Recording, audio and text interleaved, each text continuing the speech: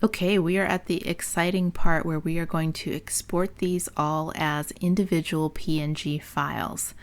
So we've got multiple images here on this. We don't want to just export this as a single document because it's just going to show all of them on a sheet just like this. This will be our image just as we see it.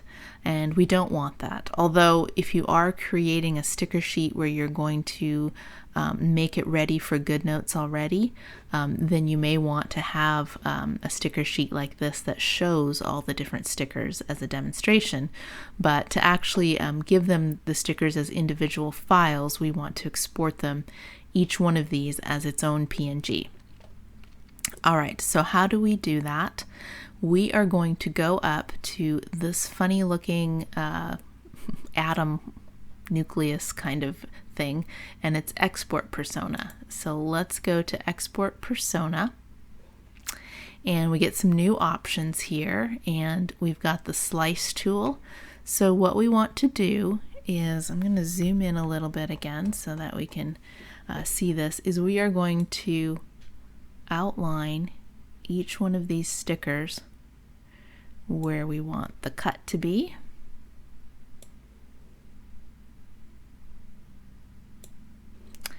And I'm just going to go through and do each one of these.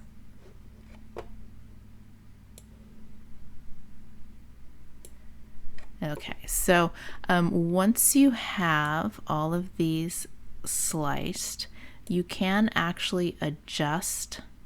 So if you want to make sure that you crop it in as close as possible,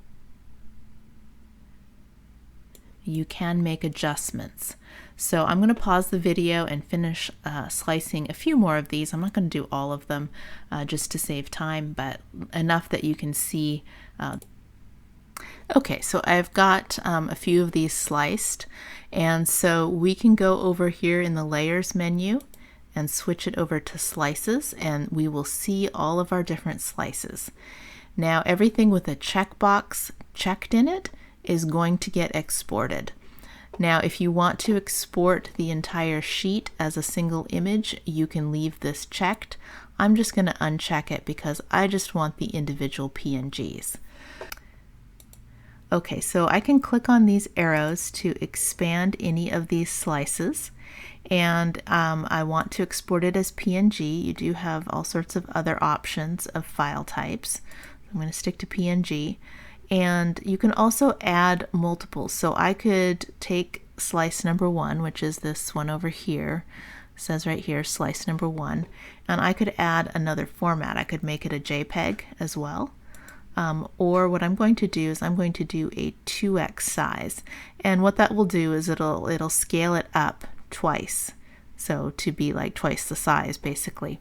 And the advantage of that is when they get these stickers, if it's too small for what they want to use it for, if you scale it up, it starts to get pixelated, but if you have a bigger sticker, you can scale it down to a smaller size without having pixelation problems. So you could export 2 different sizes of PNG if you want. You don't have to. So you can make those adjustments, and then let's see what's going on here.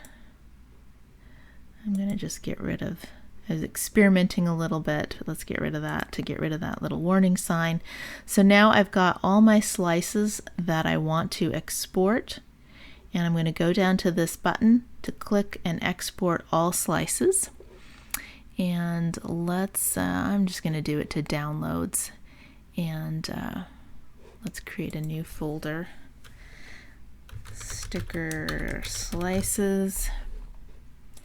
And I'm going to export it to that, and it will do its thing, and then we can go and check on it. So let's go to downloads, and what did I call it? Digital stickers, I think. Okay, hang on, I'm going to pause and find the folder. Okay, here it is, sticker slices, and here is all of our stickers in PNG format, and they should all have nice transparent backgrounds because we have transparent on our artboard, and they are already cropped to the size that we want by using the slice feature. So that is a nice easy way to export all of your stickers already cropped off of your sticker sheet. So I hope this little mini series on digital sticker creation with Affinity Designer has been helpful, and let me know in the comments if there's anything else that you want to know about this process.